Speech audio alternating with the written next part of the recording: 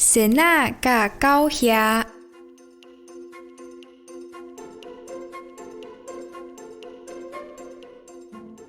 仙落痛海歌，规个热天，冷风吹面，伊才发现家己空啰嗦，通拖无半只。伊对住伫厝边的狗遐唉声摇机，甲伊恳求，敢通借米粮，互伊会得当到开春时。伊讲：我一定会还你，这是动物的约束。伫8月之前，分钱挂利息。出借米粮无意愿，狗遐心内有气觉。热人，你拢在创啥？伊甲前来借米粮的问：明日我拢在唱歌，互人听，你敢无介意？